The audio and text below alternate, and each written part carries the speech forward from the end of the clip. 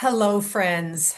Boy, do we have a good conversation for you today. Welcome to this conversation that we call How to Live a Confident and Calm Life.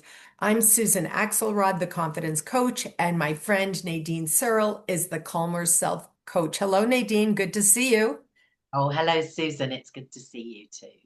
Today, we are going to be talking about money and about death, two of the topics that they tell you never speak about in public. Nadine and I have so many conversations, and they're so rich and filled with important information and material that we always say, oh, we should talk about that in our podcast. So I want to come at this conversation from a place I learned from my friend Gail Rubin.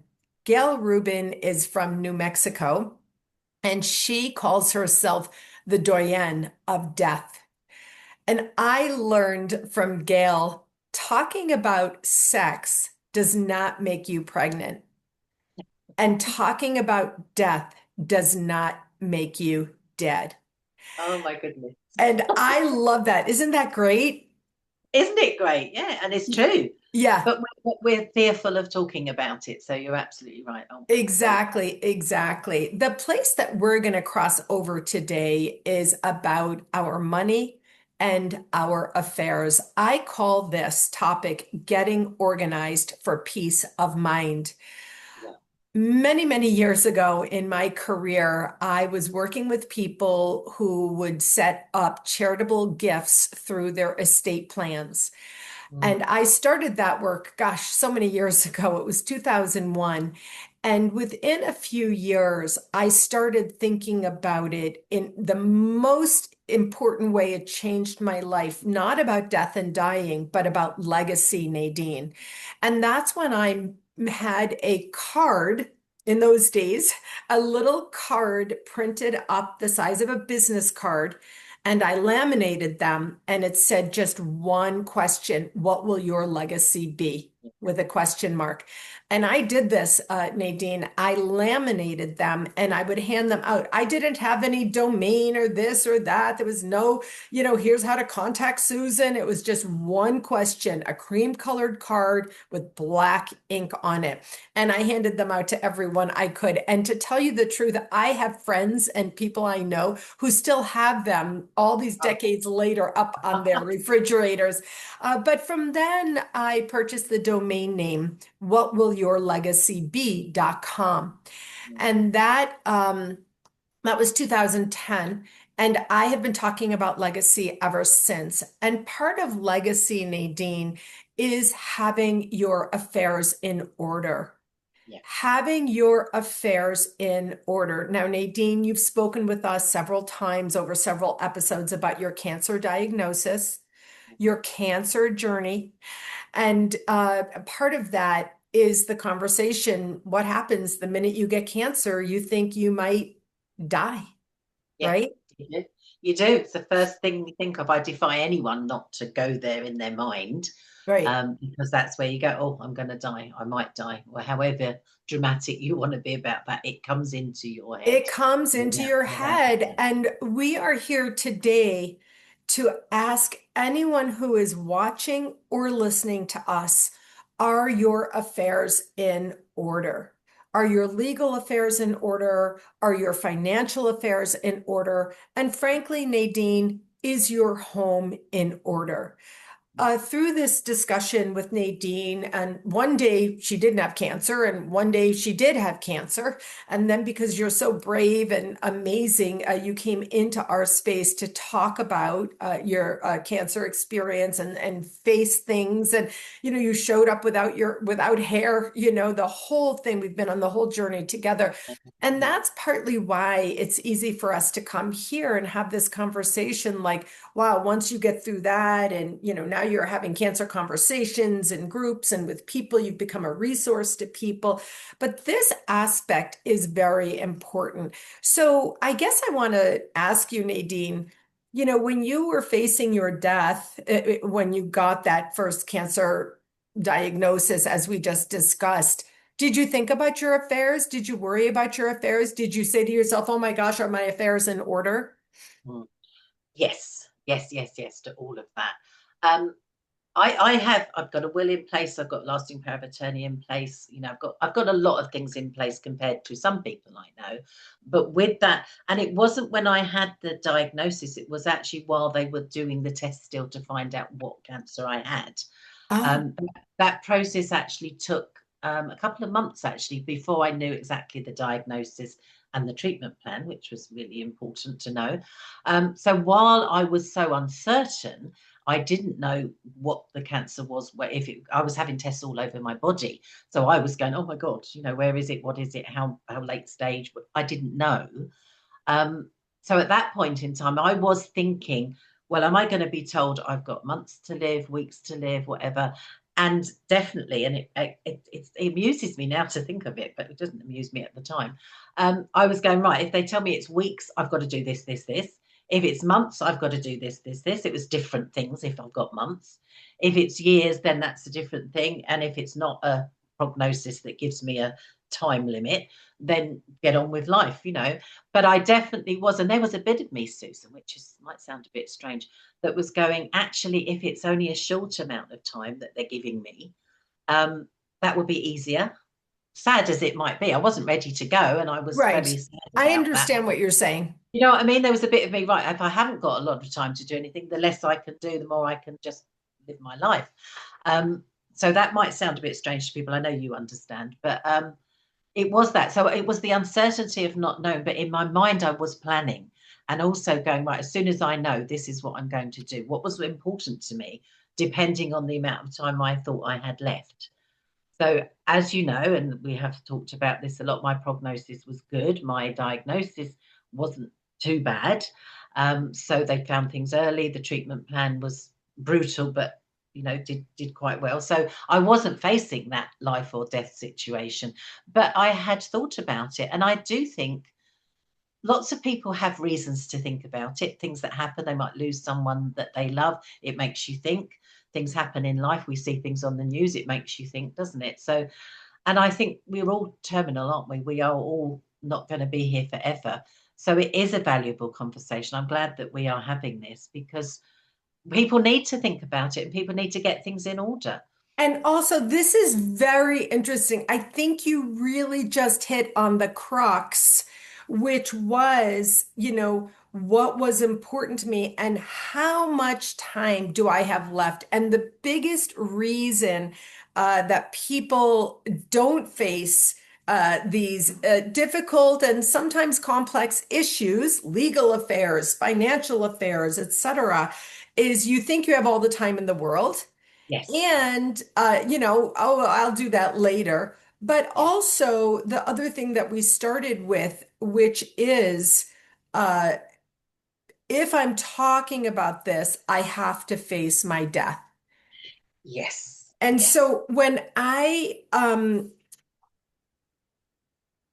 had plans in order, but I had to, and it's important to review your plans periodically. If you have plans legal and financial plans that you set up when your children were young, I did do that, but I didn't have a second child. That's how long ago that was. Right. Then Yeah. later, I Mm. revised the plans to include the children, et cetera. But many people do set up plans very early in their lives. And then, this isn't like set it and forget it. You can set it, but 10 years later, if you're still young or you need to review them. But when I had reason, only in recent years to redo my plans, um, my husband had already died, and I knew how important it was to have plans in place. You love the people who will be left behind. The greatest gift that you can give them, the greatest gift is that you have some sort of plans in order. So when I made my Yeah. plans, Nadine, yes, I did have to face my death. I Yeah. did have to think about my children, my nieces and nephew, my siblings, all the people I love and who love me. And I cried a lot. Yes. And but I know the difference between having plans in place and not having plans in place. Yeah. And that's really, in those moments, that was very interesting that you said it was different. Do I have weeks to live, months to live, or years to live? Mm. And any way, shape, or form, you're the person who's going to be gone, and there will be people left behind. Yes. Yes, and it's thinking about them, and that's where, for me personally, that's where the sadness came. Oh, how are they going to live without me? That kind of thing. But also being very aware of actually, I can't leave a mess behind. I can't leave, financially, all kind of things. Like you said, your home. Oh, is there a mess? Will people know where things are? That kind of thing. So it really focused my mind in making sure that you know.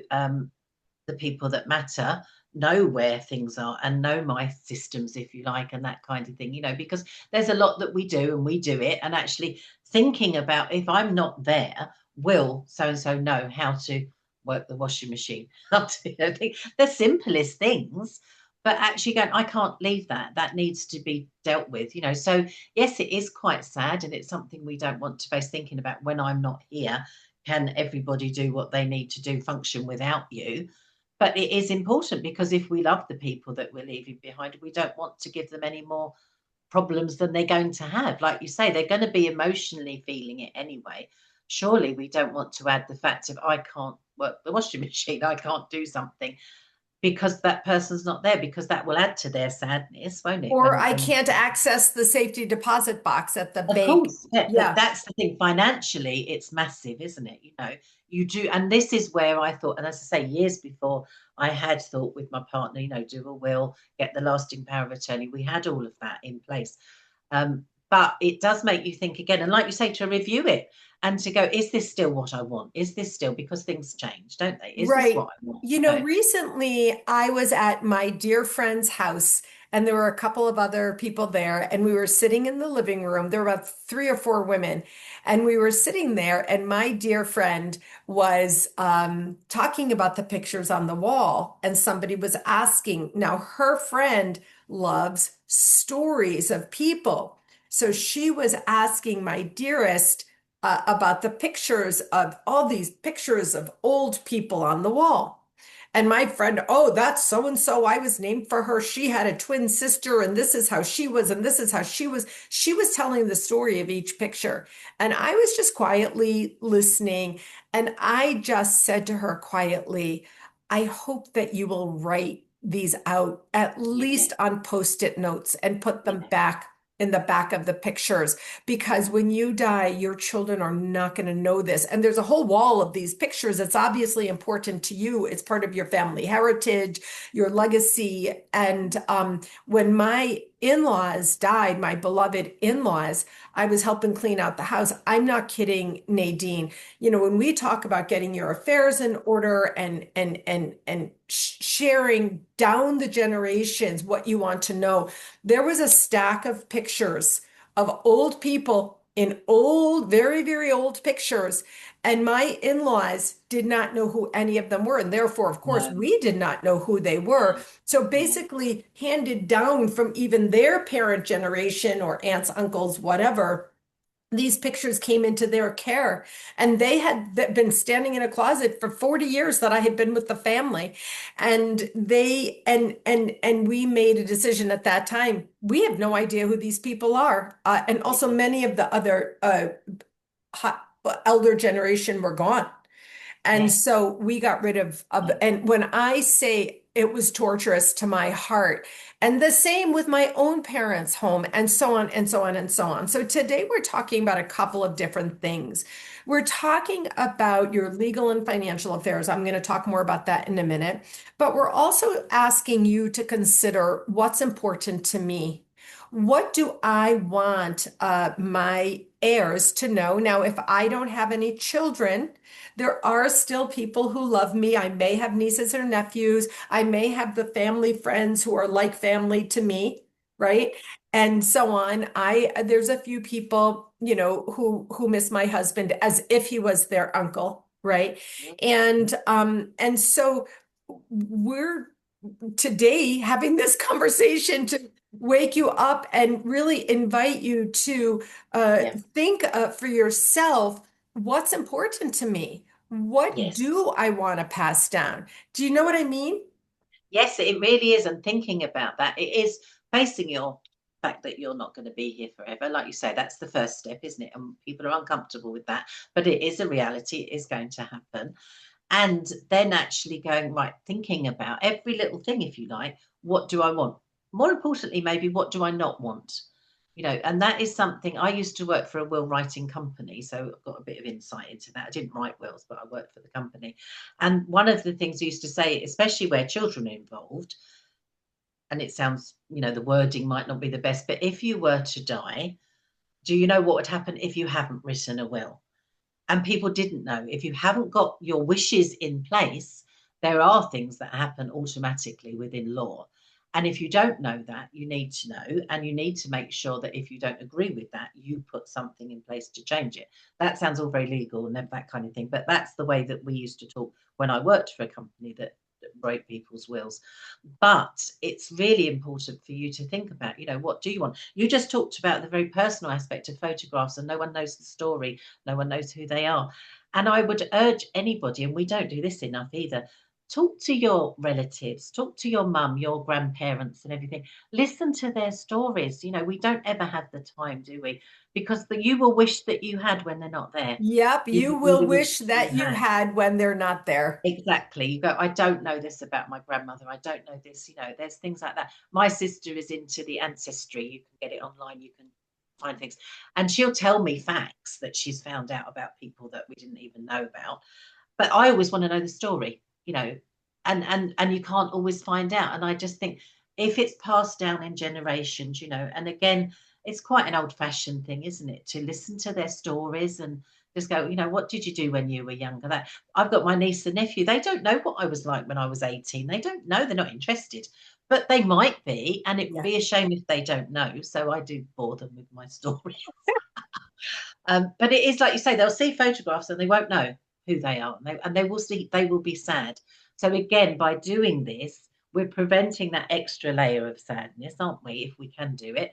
But also, like we said at the start, it helps people just feel a little bit calmer with the fact that their passing is going to cause sadness, but also a bit more confidence that we've done all we can to help the process. Because when someone is grieving, they need all the help and support they can get. Right. And And if you can do that for them, then you're doing a wonderful thing, I aren't mean, you? there's the acute phase of grieving, the immediacy, but then, as you and I talk about very often, there's the ongoing sadness, the deep loss, the ongoing grief that visits, as my friend Debbie taught me, and so on. And so, there's a couple of different things here. We're talking about the very deeply personal side. When I created that line, "What will your legacy be?"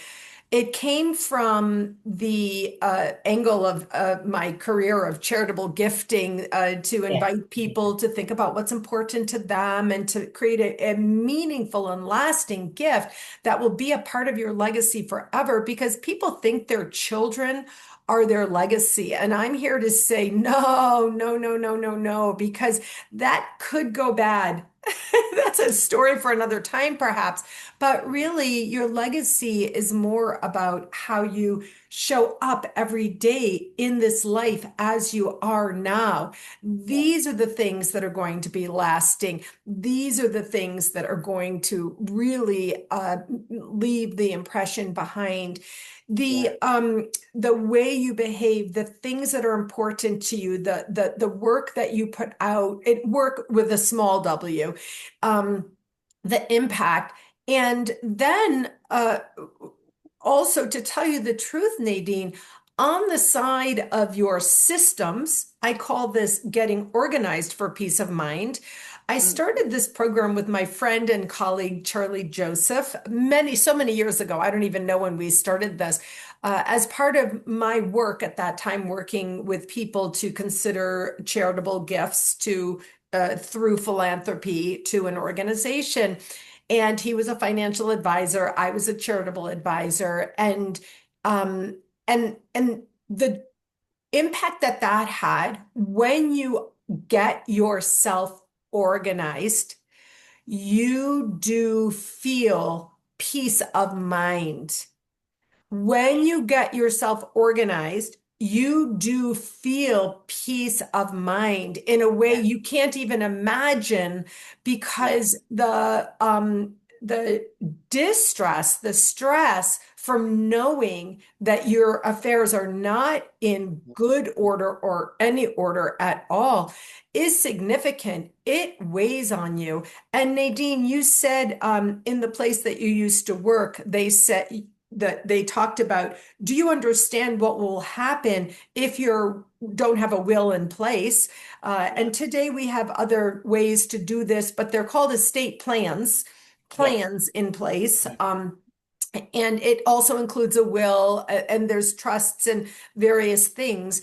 And this is not to get into complex talk about the complex vehicles that you have to have in place. We're here to help you live a more confident and calm life. And when you get these plans in place, you will feel more confident and you will feel yes. more calm, right? Yeah, and exactly. And that's the big message, isn't it? To get out to people. We might feel uncomfortable doing it. We might feel uncomfortable, and I think people do talking about it. But when you do, you have that level of confidence and calmness that you've done that. Because it needs to be done. And I think you said when you do this, you have a big peace of mind, and you do.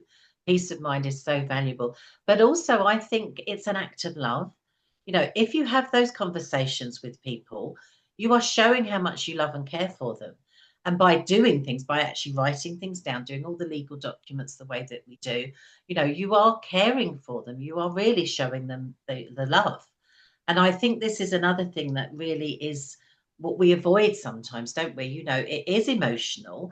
If you talk about, when I'm gone, I want this, well, I want that, and you talk about it with the person that's going to be left behind, you will cry. You will have emotions. It will be a little bit painful. But when you've done that, like you say, you have that wonderful peace of mind. You have shown how much you love and care. And they're precious conversations.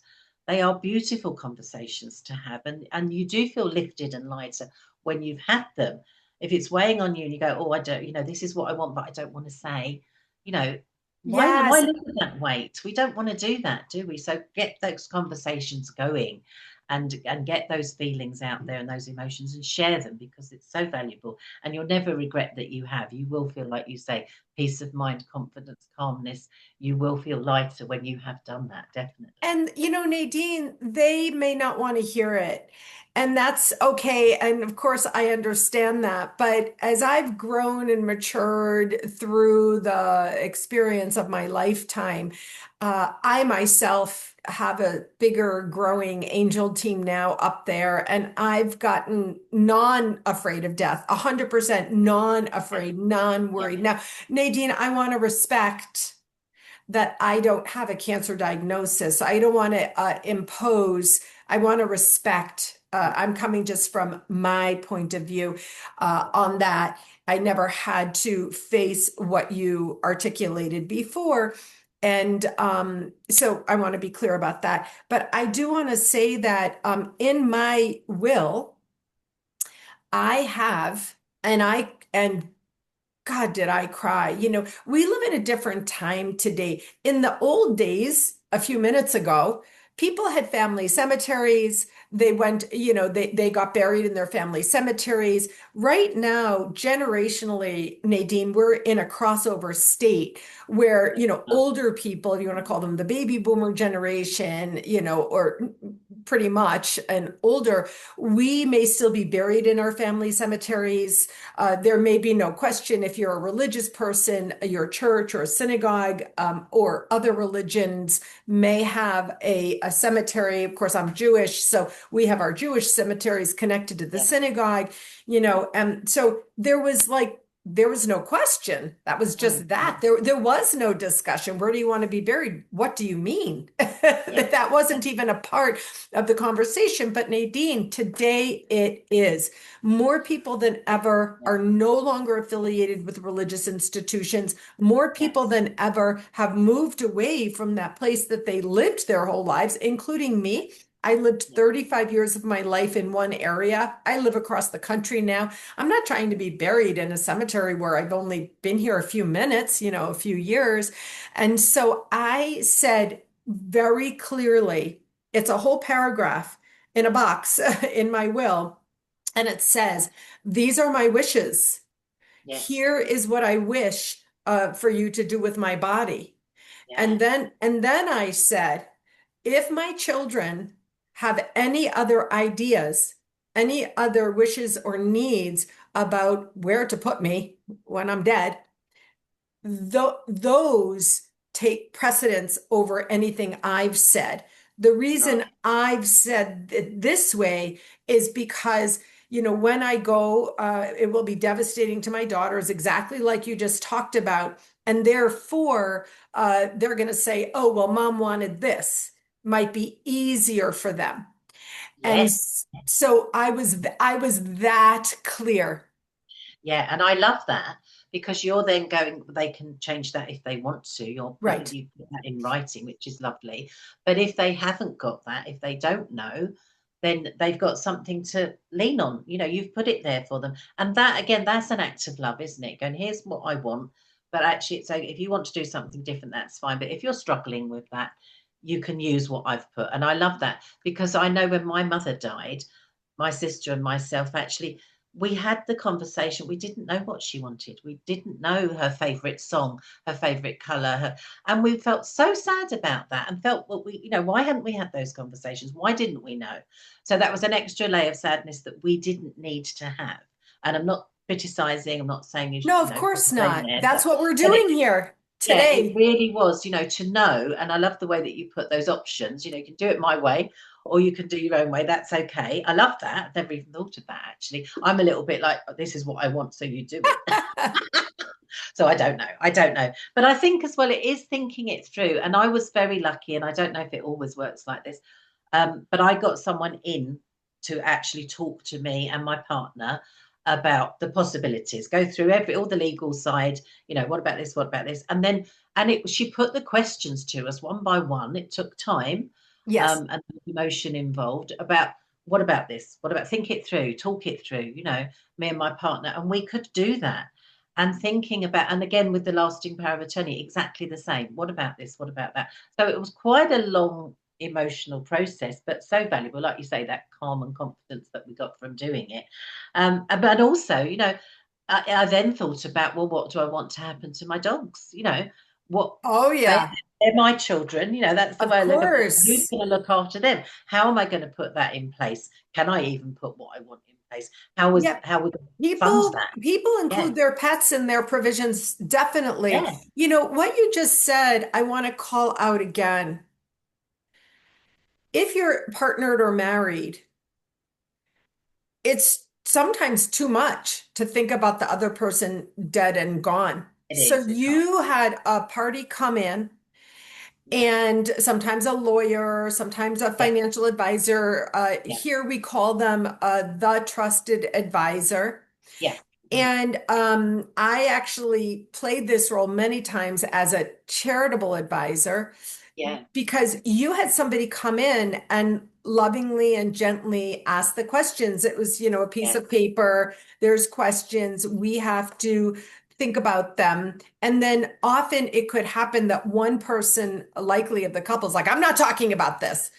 And yeah, yeah, mhm, and so, but we're here today having this conversation with you, whoever is viewing and listening to us, so that you can be one to be loving and gentle with yourself to face our inevitable reality, yeah, to yeah, be able to have this done and done and at least getting started, because even if you have the conversations and you suddenly die and your affairs aren't in place, at least somebody knew yeah, something Same with Yeah. my mother. My mother was like, I don't want this, I don't want this. The three sisters knew my mother did not want to be buried in the ground. Our brother was like, I didn't know that about mom. Yeah, that's because you never asked her, you never talked to her. But the three sisters and the two granddaughters, we knew what mom wanted and didn't want. Likewise, when my father died, he was in the family cemetery. He was in Yeah. that generation. There was no question. And so I want to just share for a moment something that I created, Nadine, to facilitate this conversation.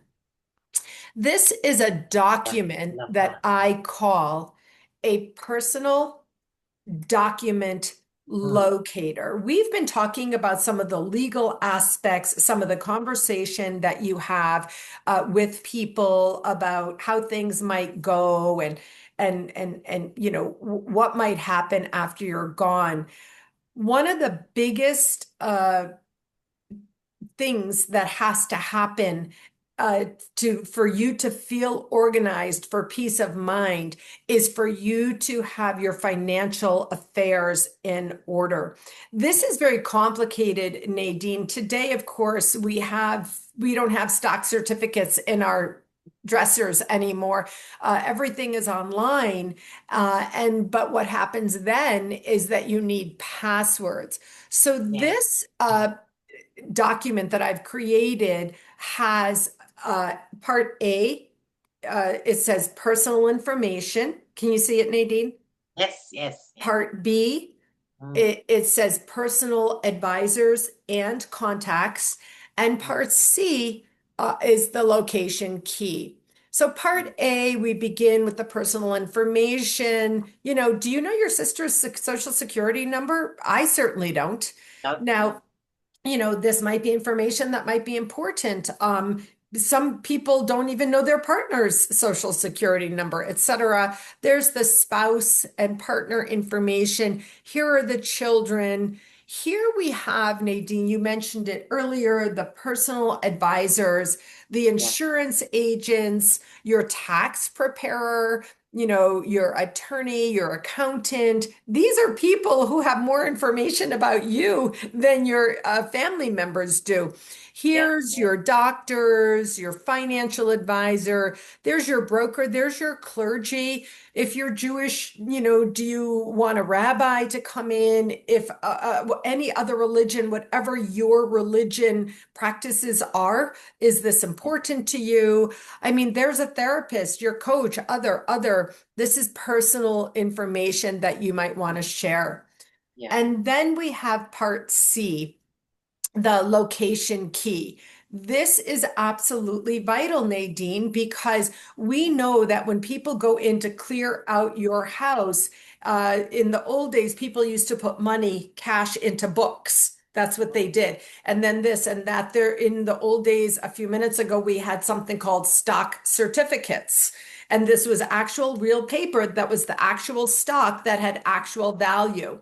And yeah, so these yeah, were in dressers, they were in the family Bible, all kinds of places. Now, more and more, of course, everything is online. But this says, where are things? Where are things? mm, And then the part D is the important documents. Of course, I have charitable gift agreements first because I want you to consider a gift to charity something that's deep and meaningful, where you can set up a beautiful, lasting legacy there. Here's your personal papers. Now, the first thing there, can you see it says online account passwords, Nadine?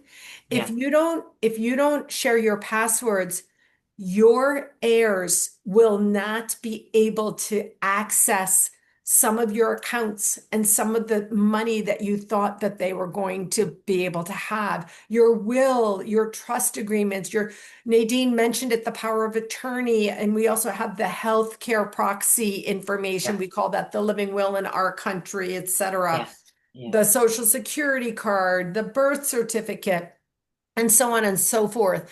If you were married and if you die, in order for the spouse in our country, in the United States, Nadine, I want to be clear, I don't know the other systems. In order for the spouse to collect the Social Security benefits, you have to have a copy of your marriage certificate. Did you know that?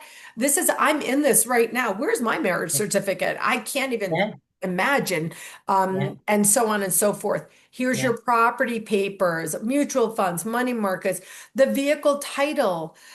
Somebody needs to know in our country, you can have other things outside of your will, but if you have a deed to the house and the vehicle, it has to be go through probate inside a yeah, will. yeah, Where's your vehicle title, and so on and so on, and safe yeah, combinations, yeah, financial papers, etc., insurance, retirement, etc., other things. And then I have a place where it says for notes yeah, here or other yeah, information to yeah, capture. yeah, So I created this document for my donors in my world of work to teach them how to get organized for peace of mind. But I know I'm talking a lot, Nadine, but I just want to say I held for many years small groups of women.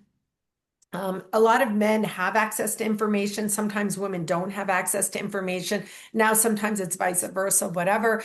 But I held small groups. Um, and like you have your grief cafe and you have your cancer conversations.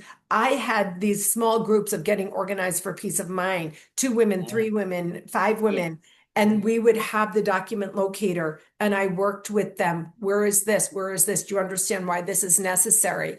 And yeah, yeah, and I cannot say how important I know it is to do this in partnership with someone. I also know it's possible, if not likely, your spouse or partner may not be the one because you may want to do it and they're going to feel like you're nagging and they may be in resistance yeah, and yeah, so on. And so, have a sister friend or a cousin friend or, whatever a small group, your book club friend or whatever, work on this with yes, you. yeah, So let me just stop here, Nadine. Did you get all of that? yeah. I think, thank you for doing that, Susan, because that is a wonderful document. And I love the idea of you having a little group where you could support people with that because it is so much, people don't know what to do and they don't know where to start. It's overwhelming, isn't it? And again, if you get that, if you've done that document, you have calmness, you have confidence, you have peace of mind. If you've done that work and then there it is, and you're leaving it and you've saved a lot of heartache and trouble for people, haven't you? And I think when you were saying about that, where's the birth certificate, where's your marriage certificate, all of these things, we don't know. We don't know where our own are, never mind when we're looking for someone else's. So Right. I think it's really, really valuable to have that in order for yourself, as well as if you're not there for other people to find it. And I do know it brought to mind, actually, I remember with my parents dying, when you go, you have to have a copy of the death certificate for Yeah. everything to prove the death, and that kind of thing. And you don't realize how much paperwork is important because we don't live our lives like that, thinking about the paperwork. But in a time of death, then we do need the proof. We need the paperwork. We need everything, don't we? Because that person isn't there anymore. So it's just, it's again, it's something we don't want to think about, but it is important, isn't it? So that document, as I say, I have no idea how long it took you to work it all out, but I'm grateful for that. And so should everyone else be, because that's exactly the kind of thing that we need. And to have that in place, there's so much information on there that is so valuable, isn't it? And that would be I'm going to put that into a Google Drive and make that accessible to people yeah, and I'll send it to you personally, of course. But I want you to know, I just was listening to what you were saying and I got some energy. My mother used to come to my programs for just to fill a oh, seat for me. So yeah, oh, I would have a lovely, body and these programs, she came to these programs and came repeatedly, even though they were the same programs as sharing the same information. But do you know something, Nadine? I was listening to you talk. We're talking about how to get, feel more confident and calm. And you said, yes, you will feel more confident and calm. I realized, I know I knew this, but it came back to me again. My parents were older. They were a more traditional paradigm where my father kind of took care of things and, my mother took care of the house and so on. But as she came to my programs, She did find this information. She did get more confident. My father was a wonderful man, and over time, as he became elderly, with intention and commitment, with their trusted advisor, started saying, I'm going to probably go first and she needs to know this. And that's when all of this kind of came around the same time. And she came to my programs. And, my friend Charlie knew her very well because she came to our programs. And she did feel more confident as she got a handle, even Yeah. on knowing what she needed to know. Yes, because that's the key, isn't it? We don't know what we need. You've got that document. It's wonderful because you wouldn't think of everything, would you? Or you don't know. So having it written out like that, like you say, is wonderful. But I think as well, going back to the way that we feel when we lose the partner we depend on in so many ways, because that's where it's really, really important, isn't it? When it's our partner we share our life with. I really feel that it is, and like you say, generations back, it was quite often the man that had all the documents and the woman didn't. That has changed quite a lot, but Yes. it's quite, I mean, with my relationship, it's a bit of 50-50. There's certain things I'm responsible for, certain things my partner is. And to think about, emotionally, we go, how will I live without that person? Full stop, because it breaks your heart, obviously. But how will I manage all the things I need to do day to day without that person, like taxing the car, the insurance, although all the practical things that you might not do because you rely on your partner to do. Yes. Actually, goodness, we need to know, don't we? Because we will be faced with that as well. So while we're going through all the emotional loss and sadness, we don't want to add to the fact that I don't know where that document is. I don't know where this is, So if we can put that in place, we definitely are going to feel more confident and have that calmness about it. So it's very, very important. I don't think we can state that enough, can we really? Indeed. We just have another minute or so. I just want to say that, Nadine and I are not lawyers or financial advisors. We're not accountants or brokers or bankers. We are two people who, with some considerable life experience between us, and we are willing to talk about the things that might be difficult. And that is why we are here today. And if nothing else, we hope that you will have come out of this conversation. Maybe your head is going to cock to the side a little bit and be like, oh, that again. Oh, I know I need to do that. And we are here to say, yes, do that. Because on the other side of this possibly difficult, possibly lengthy experience, you are going to feel more confident and calm. You have only to look around you this way, or this way to see your own peers who are dealing with this, with a spouse who passed, or more likely their parents, where the affairs were completely not in order. So, Nadine, I want to thank you as always for this conversation, and I wanted to leave the last word with you. What can I say to top that? But I would just repeat, have those conversations, open up that, go for it because it will be worth it. And also, it is, as I said earlier, it's an act of love. It's showing how much you love and care if you get these things in place. So, like we say all the time, have the conversations. We do it. We're leading the way in that. We have these conversations, we film it, we put it out there. Hopefully that will encourage other people to do the same. Talk about it, and do what you need to do. Yeah, and this is a long conversation that we're having. Go ahead and shoot this to someone you know. Go ahead. Just let us speak to them for you. We're happy to. All right, my friend, as always, good to see you, and Thank I'll you so see you next much. time for the next conversation. Look forward to it.